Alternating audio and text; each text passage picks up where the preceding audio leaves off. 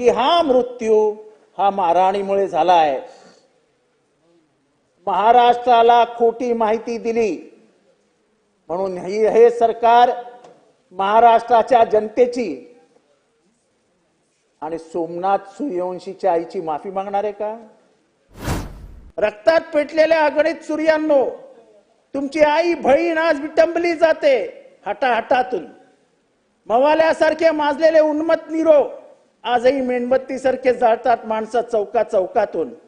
त्याच महाराजांबरोबर औरंगजेबाच्या दरबारात मदारी मेहतर नावाचा मुसलमान गेला होता. हा इतिहास पुसणार आहात तुम्ही? अध्यक्ष महोदय, मी अंतिम आठवड्याच्या प्रस्तावाला आपल्या परवानगीने सुरुवात करतोय. अध्यक्ष महोदय, अरे थांबा, तुम्ही बोलू राहिले, बोलू द्या त्यांना. हे कायद्याचं राज्य असावं असं युगनयुग म्हटलं गेलं. कायदा आणि सुव्यवस्थेशिवाय राज्य व्यवस्था चालू शकत नाही असं म्हटलं जातं. जगामध्ये जी जी राज्य कोसळली, जी जी राष्ट्र कोसळली, ती राष्ट्र कायदा आणि सुव्यवस्था जिथे अडचणीत आली, ती राष्ट्र व्यवस्था कोसळली आणि कालांतराने ती राज्य लोकशाहीच्या बाहेर गेलं, असा या जगाचा अनुभव आहे. सामान्य माणसाला जोपर्यंत न्याय मिळत नाही तोपर्यंत राज्य व्यवस्था यशस्वी झाली, लोकशाही ही व्यवस्थित झाली, व्यवस्था व्यवस्थित राहे असं म्हणता येणार नाही. लोकशाही यशस्वी झाली असं देखील म्हणता येणार नाही. कायद्यामध्ये सर्वांना अधिकार समान असावेत असं आपण 26 जानेवारी 1950 ला स्वीकारलं. आपण सर्वांनी या देशाला एक सार्वभौम समाजवादी धर्मनिरपेक्ष लोकशाही आणि प्रजासत्ताक म्हणून घोषित केलं. कायदा आणि सुव्यवस्था हा महत्वाचा घटक असतो असं डॉक्टर बाबासाहेब आंबेडकरांनी सांगितलं. Law and order are the medicines of the body politics असं डॉक्टर बाबासाहेब आंबेडकर म्हणाले. कुठल्याही राज्यामध्ये देशामध्ये शांतता असावी, लोकांनी न्याय आणि व्यवस्थेचा सन्मान केला पाहिजे आणि त्याहीपेक्षा सरकार आणि सरकारी यंत्रणांनी केला पाहिजे असा अभिप्रेत. हे अभिप्रेत असताना सध्या राज्यामध्ये काय चालू आहे हा एक चिंतेचा विषय आहे. म्हणजे शिवाजी महाराजांच्या राज्यव्यवस्थेमध्ये आपण विचार केला की रयतेच्या भाजीच्या देठालाही हात लावू नका अशा शिवाजी महाराजांचं नाव आपण राज्यव्यवस्थेमध्ये कायम घेत असतो. राज्यामध्ये सत्ता आणत असताना शिवाजी महाराजांना अभिप्रेत असलेली राज्यव्यवस्था आणू असे आपण कायम म्हणत असतो. पण आजच्या व्यवस्थेमध्ये आणि आजच्या राज्यामध्ये काय चालू आहे? महिलांचे बलात्कार, अपहरण, विनयभंग, घरगुती हिंसाचार, जातीय हिंसा व खंडणी, खून, जमिनींवरील बेकायदेशीर ताबा, ड्रग्ज तस्करी, आर्थिक भ्रष्टाचार, फसवणूक, सायबर क्राईम, जातीय धार्मिक जंगली भडकवणे, पोलिसांवरती राजकीय दबाव, अल्पसंख्याक आणि दलितांवर हल्ले, ही यादी काही थांबत नाही. आज असा एकही गुन्हा नाही की जो महाराष्ट्रात घडत नाही. आज एक राज्याचा लोकप्रतिनिधी म्हणून, राज्याचा नागरिक म्हणून जेव्हा राज्याच्या वाढत्या गुन्हेगारीकडे बघतो तेव्हा प्रश्न पडतो की हाच का शिव फुले शाहू आंबेडकरांचा महाराष्ट्र? अध्यक्ष महोदय, मला डिसेंबर महिन्याची आठवण करून द्यायची. डिसेंबर महिन्यात 2 दुर्घटना घडल्या. सोमनाथ व्यंकट सूर्यवंशी या तरुणाची हत्या झाली परभणीत. तो हत्या झाली. अध्यक्ष महोदय, त्यावेळेस घसा फोडून आम्ही सांगत होतो की याची ज्युडिशियल कस्टडीमध्ये हत्या झाली आहे, याचा मृत्यू ज्युडिशियल कस्टडीमध्ये झाला आहे. एखादा आमदार जेव्हा उभा राहून बोलतो, तो सभागृहामध्ये बोलतो, तेव्हा ते सत्य असं मानलं जातं. पण आम्ही खोटारडेच. पाशवी बहुमताच्या जोरावरती विधानसभेमध्ये विरोधक बोलत असताना ते खोटच बोलतायत असं दाखवण्याची प्रथा आणि परंपरा या सभागृहात सुरू झाली. अध्यक्ष महोदय, सोमनाथ सूर्यवंशीच्या प्रकरणामध्ये जेव्हा मी सांगत होतो, मी बोलत होतो, मी स्वतः सांगत होतो की सोमनाथ सूर्यवंशी त्याच्या आईचा मुलगा, त्यांच्या आईचं नाव विजयाबाई,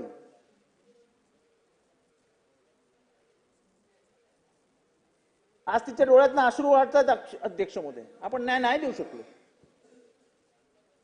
आपण इथल्या राज्य व्यवस्थेतल्या पोलीस यंत्रणेला सावरण्यासाठी, त्यांना आधार देण्यासाठी, आधार हे खऱ्या अर्थाने माझ्या तोंडातनं मला बोलायचं असेल तर ते गुन्हेगार आहेत. एका मागासवर्गीय तरुणाला त्याचा गुन्हा नसताना उचलून घेऊन गेले, त्याला बेदम चोपला आणि त्या मारहाणीत त्या तरुणाचा मृत्यू झाला. हे मी म्हणत नाही अध्यक्ष महोदय, हे कोण म्हणतंय?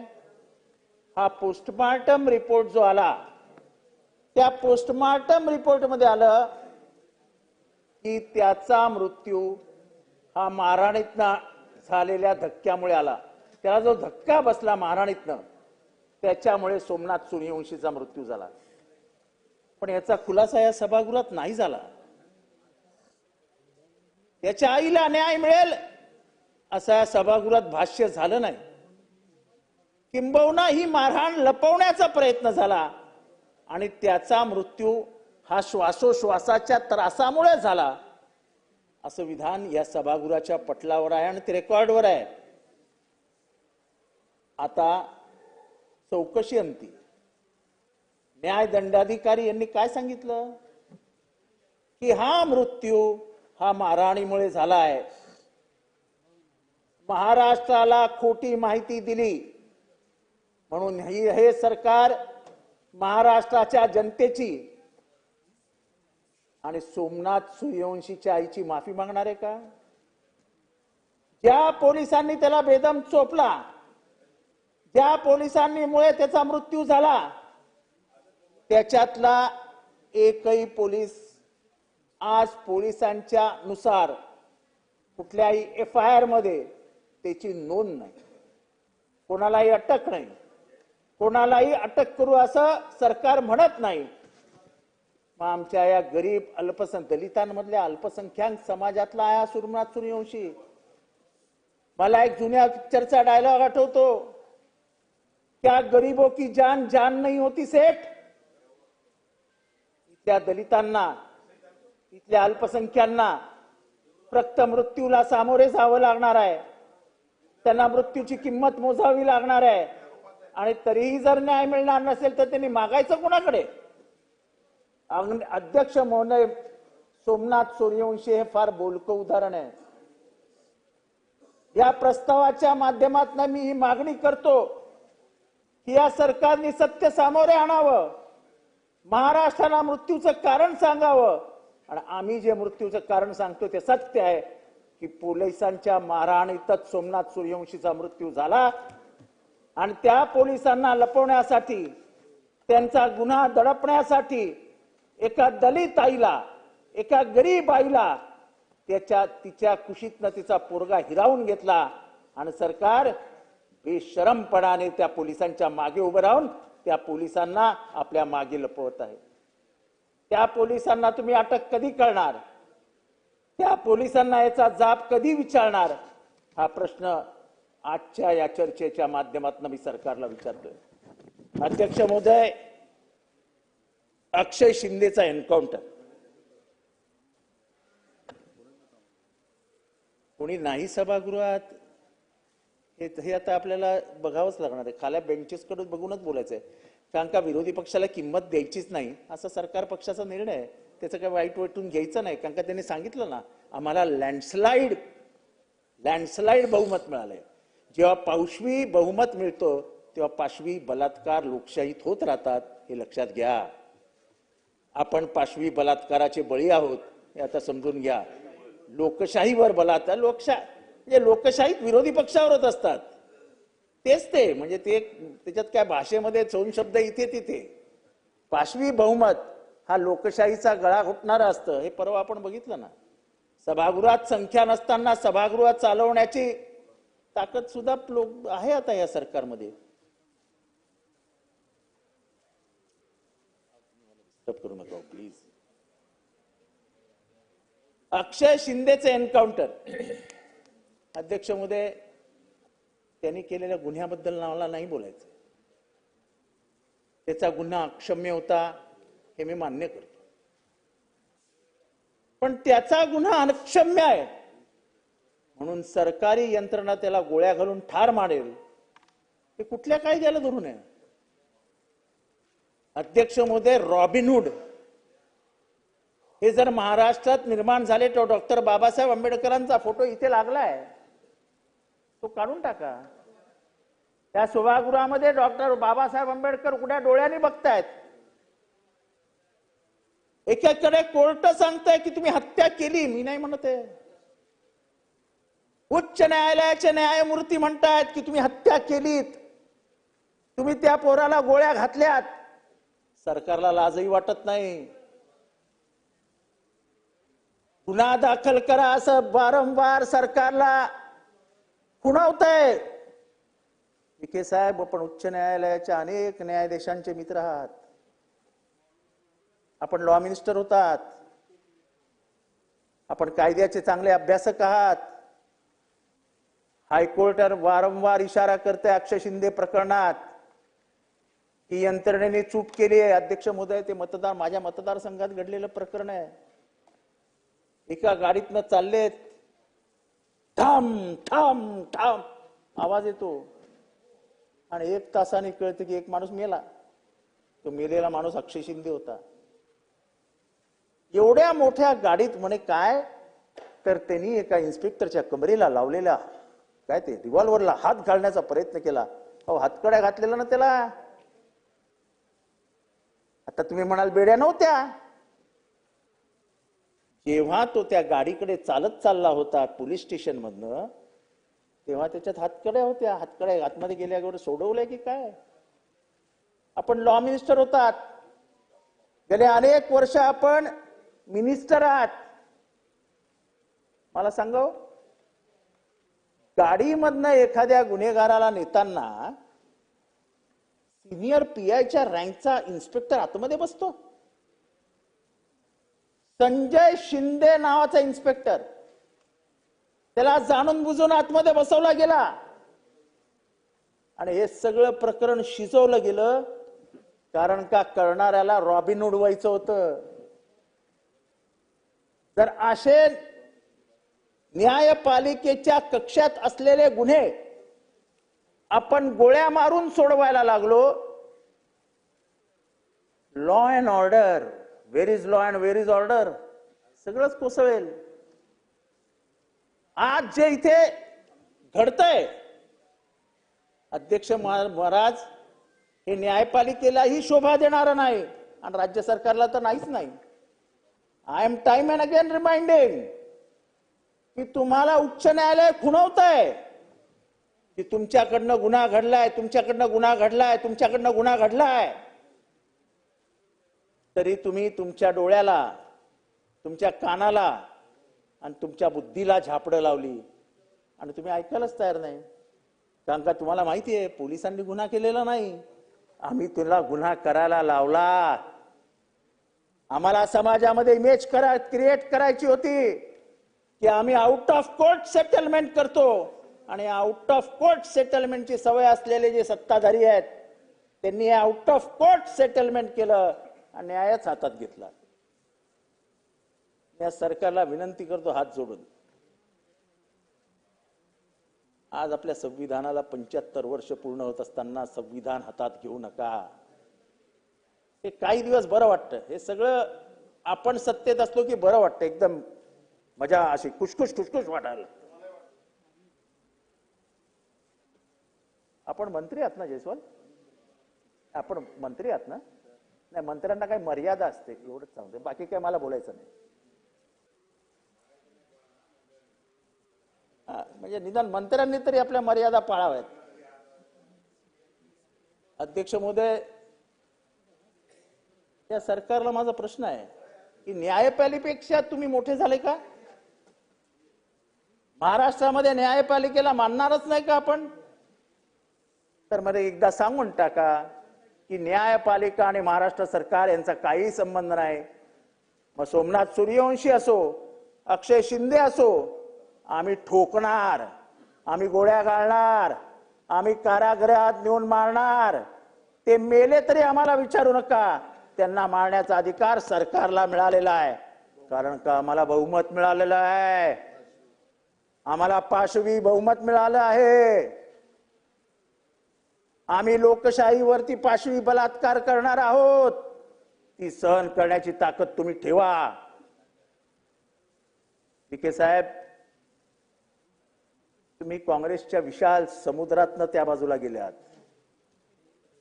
त्यामुळे मला वाटतं की तुमचं संविधानावरती, लोकशाहीवरती, लोकशाहीच्या विचार प्रणालीवरती, लिबरल मेंटॅलिटीवरती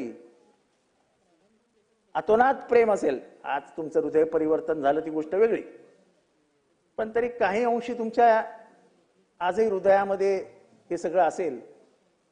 तुम्ही आज इथे बसल्यात, सरकारचे प्रतिनिधी लिहून घेतात, मला दिसतंय. काय लिहितायत ते मला माहित नाही, पण लिहिल्यासारखं दिसतं तरी मला वाटतं माझंच भाषण लिहून घेत आहे. मी जरा खुश झालो, विखेंसारखा ज्येष्ठ मंत्री माझं भाषण लिहून घेतोय, आनंद वाटला मला. नाही, पेन असं साईडला घेऊ नका, मला दिसलं. त्यामुळे विखे साहेब विचारावं जरा, काय देणार हो सोमनाथ सूर्यवंशीच्या आईला उत्तर? काय देणार हो अक्षय शिंदेच्या आईला उत्तर? आणि त्या अक्षय शिंदेच्या आईवरती प्रेशर टाकता की हायकोर्टामध्ये जाऊन सांग की मला केस परत घ्यायची आहे. एकीकडे हायकोर्टामध्ये विखे साहेब केस चालू आहे आणि दुसरीकडे लोक जाऊन त्या अक्षय शिंदेच्या आईला सांगतात की तू जा कोर्टामध्ये आणि कोर्टामध्ये न्यायाधीशांना जाऊन सांग की मला ही केस चालवायची नाही. तुमच्या सरकारला हेही कळत नाही की कोर्टामध्ये गेलेली केस आता अक्षय शिंदेच्या आईच्या हातात राहिलेली नाही. तुमचे लॉ अँड ज्युडिशियरीची लोक जे सल्ला देतात ते मूर्ख बिर्ख झालेत की काय? की काय अक्षय शिंदेची केस आई केस लढवणार आहे कोर्टात जाऊन? हे सगळं झाल्यानंतर सुद्धा वरती बसलेल्या 2 जजेसनी क्लोज फॉर ऑर्डर करून टाकली आहे केस. मी काय भविष्य सांगणारा माणूस नाहीये, पण मी 100% खात्री देऊन सांगतो, तो काही कायद्याचं ज्ञान मला आहे. जे काही या केस बद्दल मी ऐकलंय, वाचलंय, ते मी तुम्हाला सांगतो की सरकारवरती रिस्ट्रिक्शन्स घेणार, तुम्हाला FIR दाखल करावा लागणार आणि ज्यांनी म्हणून त्या अक्षय शिंदेला गोळ्या मारून ठार केलाय त्यांना FIR घालून तुम्हाला मागे टाकावं लागणार. तुमची रॉबिनहूड इमेज तुमच्यापर्यंत मर्यादित राहिली, पण त्या संजय शिंदे आणि 4 हवालदार ज्यांना तुम्ही गोळ्या मारायला लावल्यात त्यांचं घरदार उद्ध्वस्त करण्याचं काम या सरकारने केलंय. तुम्हाला सोमनाथ सूर्यवंशीची आई, अक्षय शिंदेची आई, तिच्या डोळ्यातलं वाहणारे अश्रू, त्याचा तळतळाट तुम्हाला सहन करावा लागणार. त्याच्यातनं तुम्ही वाचू शकत नाही. अध्यक्ष महोदय, अजून एक प्रकरण मी पुढे आणतोय. विक्रम गायकवाड 8 फेब्रुवारी 2025 रोजी या 28 वर्षीय विक्रम दादासाहेब गायकवाड या पोराची हत्या झाली. अध्यक्ष महोदय, या पोराचा दोष काय? MPSC परीक्षेची तयारी करत होता. पुण्यात अभ्यास करत असताना, परीक्षा देत असताना 4-5 वर्ष राहिला. पूजा चव्हाण नावाच्या एका पोरीशी तिचं प्रेम जुळलं, नाते संबंध जुळले, कॉलेजमधली पोरं, झालं प्रेम, दोघंही प्रेमात पडले. दोघांच्याही घरच्यांचा विरोध असताना आंतरजातीय विवाह केला, पळून जाऊन विवाह केला. लिबरल इंडिया, संविधानाने दिलेला अधिकार, त्यांचा संविधानावरती प्रचंड विश्वास, सळसळती तरुणाई, सळसळतं रक्त, केला प्रेमात येऊन लग्न. 2 फेब्रुवारी 2025 रोजी विवाहाची नोंदणी पूर्ण झाली. 8 फेब्रुवारी रोजी बाबू मल्हारी चव्हाण व इतरांनी विक्रमला गाठून त्याच्यावर जोरदार हल्ला केला. त्याच्या शरीरातल्या प्रत्येक भागातनं रक्त वाहत होतं अध्यक्ष महोदय, प्रत्येक भागातनं. हत्या होण्याच्या बरेच दिवस आधी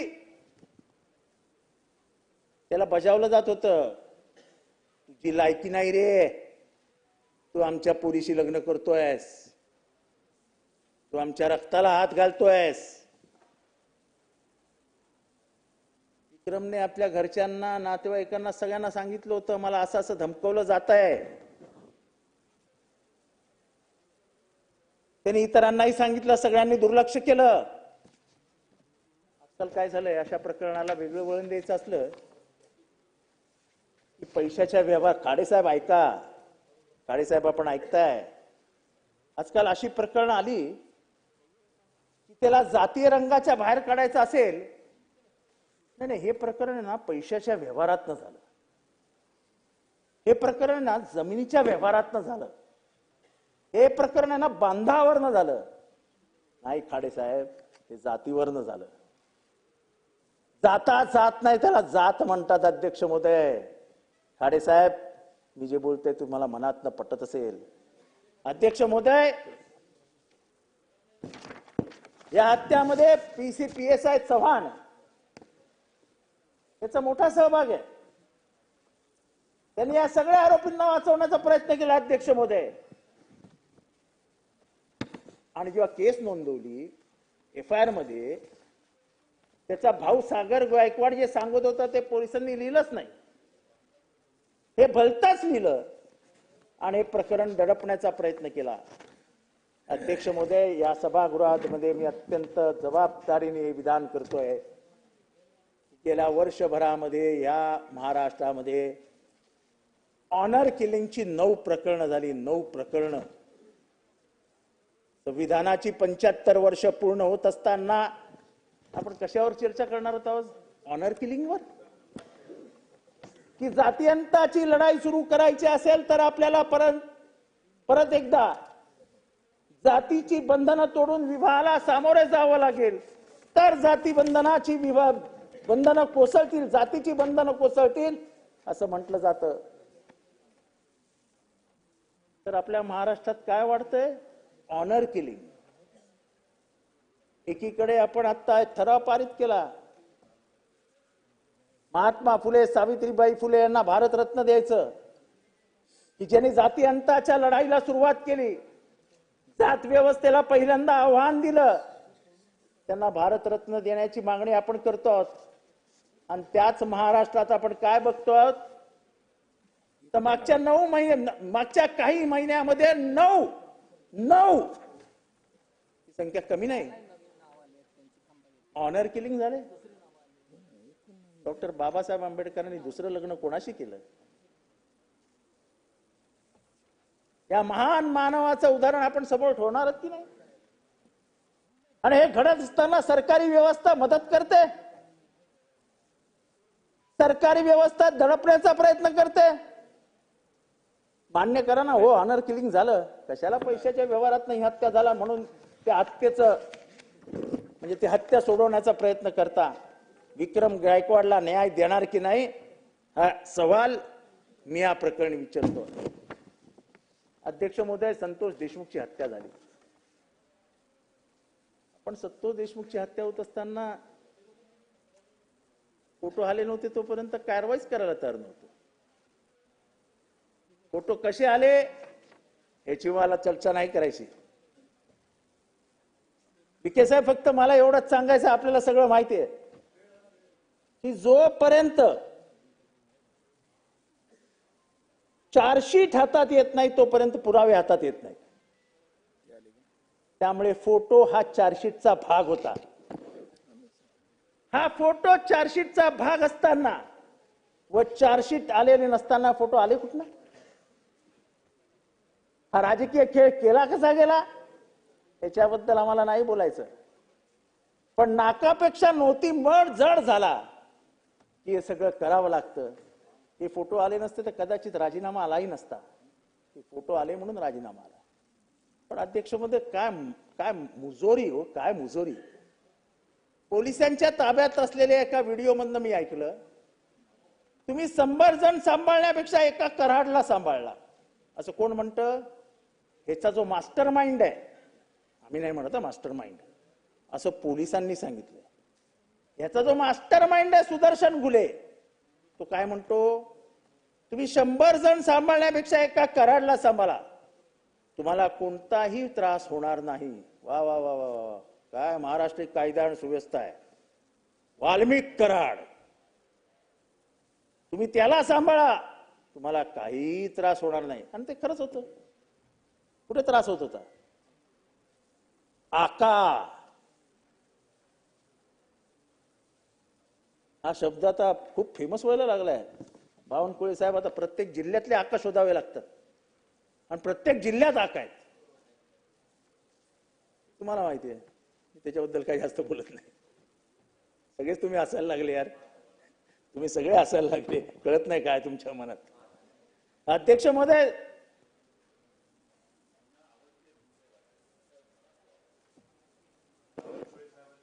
जरा हे मला वाचून घेऊ द्या, मग तुम्हाला त्याच्यातलं महत्व समजेल. संजय साहेब, तुम्हाला कोणताही त्रास होणार नाही. वाल्मिक अण्णांनी सांगितलंय 2 कोटी रुपये देऊन टाका, तुमचे काम सुरू होईल.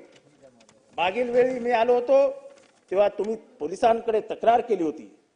माझ्या विरोधात तुम्ही पोलिसांकडे तक्रार केल्याची गोष्टी वाल्मिक अण्णांना समजली, ते तुमच्यावर संतापलेत. त्यामुळे वाल्मिक अण्णांची मागणी पूर्ण करा, अन्यथा तुमची सर्वच कामं बंद केली जातील, असं सुदर्शन झुले कोणाला सांगतो? आवाजा कंपनीला. आणि महाराष्ट्रामध्ये खूप मोठ्या प्रमाणावर आर्थिक गुंतवणूक होणार आहे असं चित्र आपण उभं करतो. कसली आर्थिक गुंतवणूक येणार आहे? पुणे घ्या, नाशिक घ्या, सगळीकडे एवढीच हप्तेखोरी चालू आहे आणि सरकारी आशीर्वाद हानी चालू आहे. एक वाल्मिक बीडमध्ये, अशा अनेक वाल्मिक प्रत्येक जिल्ह्यात आहेत. अध्यक्ष महोदय, संतोष देशमुखीचं कौतुक वाटतं. खरं जातीअंताची लढाई तो लढत होता. सोनवणे नावाच्या दलित माणसाला मारला म्हणून तो तिथे गेला आणि बिचाराचा बळी गेला. अध्यक्ष महोदय, आजही आंधळे फरार आहे. काय गप्पा आपल्या एआय इंटेलिजन्स मधनं, आणि एआय इंटेलिजन्सचं आपली एआय इंटेलिजन्स मध्ये युरोपियन कंट्रीज मागायला लागल्यात. तुम्हाला आंधळेसारखा, तुम्ही आंधळे झाले आहात, तुम्हाला आंधळे सापडत नाही. तुम्हाला कोरटकरचं बोलायलाच नको, ते नंतर विषय येईल.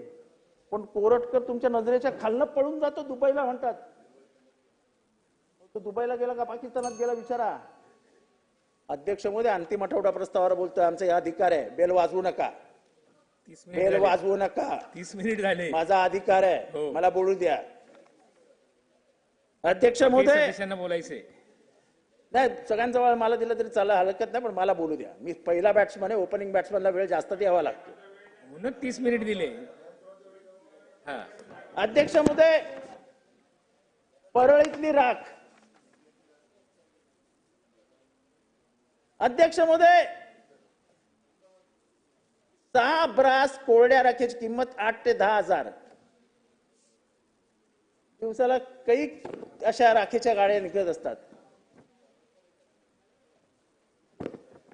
ही राख परळीतल्या 1220 भट्ट्यांमध्ये जाते आणि इतरत्रही जाते. ह्याची उलाढाल जर केली तर जवळजवळ 1000 कोटी रुपये आहेत. हे 1000 कोटी रुपये कुठे जातात हे जरा शोधण्याची गरज आहे. अध्यक्ष महोदय, हे मी जरा पद्मश्री नामदेव ढसाळांवर येतोय. आता तुम्ही बेल वाजवली तर मला 15-20 मिनिटात आटोपत घ्यावं लागेल. नामदेव ढसाळ मध्यंतरी एक प्रकरण आलं. कोण नामदेव ढसाळ? खर तर नामदेव ढसाळ, संत तुकाराम, संत कबीर यांची नावं आणि यांच्या कविता वाचणं हे सभागृहामध्ये वाचतो आहोत म्हणून मला प्रोटेक्शन आहे, अटक होणार नाही. नामदेव ढसाळांची कविता मी सभागृहात वाचतोय म्हणजे मला अटक होणार नाही. पण कदाचित हीच कविता मी बाहेर वाचली तर मला गजाआड टाकतील. ही कविता वाचतोय. रक्तात पेटलेल्या अगणित सूर्यांनो, तुमची आई बहीण आज विटंबली जाते हटाहटातून. मवाल्यासारखे माजलेले उन्मत्त निरो आजही मेणबत्तीसारखे जाळतात माणसं चौका चौकातून. कोरभर भाकरी पसाभर पाणी यांचा अट्टहास केलास तर आजही फिरवला जातो नांगर घरादारावरून. चिंतकाळलेले हात सळसळलेच तर छाटले जातात आजही नगरा नगरातून. रक्तात पेटलेल्या अगणित सूर्यांनो, किती दिवस सोसायची ही घोर नाकेबंदी. मरेपर्यंत राहायचं की असंच युद्ध कैदी. हे कोण म्हणालंय? हे मी म्हणालो नाही, हे नामदेव ढसाळ म्हणताय.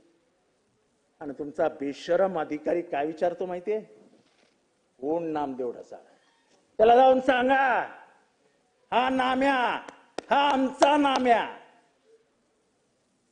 एका गरीब घरात जन्मलेला, उपाशी पोटी झोपलेला नामा हा प्रत्येक शब्दात व्यथा व्यक्त करत होता गरीब पोटाची.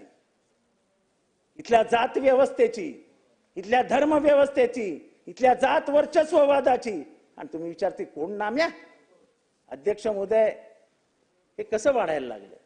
अध्यक्ष महोदय, आज चौका चौकामध्ये आपण काय बघतो आहोत?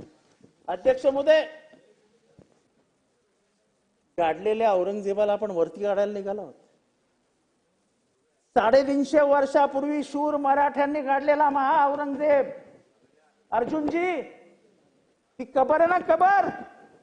हे तुमच्यासारख्या माझ्यासारख्या, मी पण स्वतःला मराठा म्हणतो, मी मागासवर्गीय आहे, पण मराठा ही महाराष्ट्राची ओळख आहे, मराठा जात नाहीये.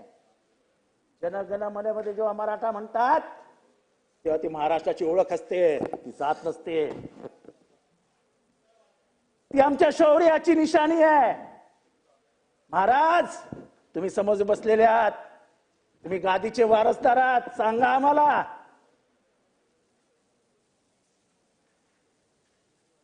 सांगणार की नाही आम्ही शिवाजी महाराजांचा इतिहास? सांगणार की नाही आम्ही शंभूचा इतिहास? सांगणार की नाही आम्ही तारा राणीचा इतिहास? आणि हे पण सांगणार की नाही जगाला की लाखाचं सैन्य घेऊन आलेला औरंगजेबाला जिवंत त्याच्या घरी जाता आलं नाही, त्याला महाराष्ट्र जिंकता आला नाही.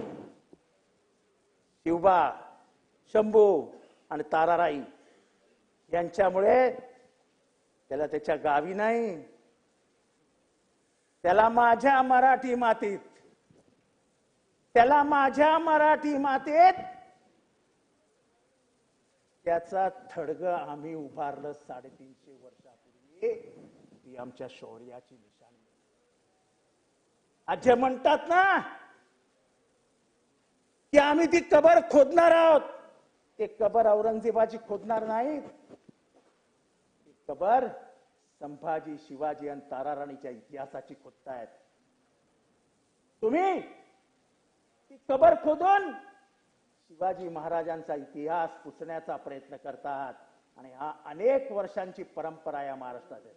या महाराष्ट्रानेच केशव भास्कर केशव त्या कुलकर्ण्याला बघितला, याच महाराष्ट्राने बघितला. याच महाराष्ट्राने नारो कुलकर्णीला बघितला. अखेरीस दिल्लीच्या दरबारात गेलेले शिवाजी महाराज कोणामुळे गेले हो? कोणामुळे गेले? कोण होता तो? मुसलमान होता. मिर्झा राजे जयसिंग या राजपूत सरदारांनी पुरंदरचा तह केला. आणि औरंगजेबाला घेऊन गेला. औरंगजेबाच्या दरबारात महाराजांना घेऊन, त्या महाराजांचा इतिहास पुसण्याचा प्रयत्न करू नका, त्याला जातीय रंग देऊ नका. त्याच महाराजांनी केळशीमध्ये 722 एकर जमीन एका मुस्लिम संताला दिली. हा इतिहास पुसणारा तुम्ही. त्याच महाराजांबरोबर औरंगजेबाच्या दरबारात मदारी मेहतर नावाचा मुसलमान गेला होता. हा इतिहास पुसणारा तुम्ही. तुम्हाला काही पुसायचं नाहीये, तुम्हाला महाराजांना छोटं करायचंय. तुम्हाला महाराजांची उंची छोटी करायची आहे, पण महाराष्ट्र हे तुम्हाला करू देणार नाही.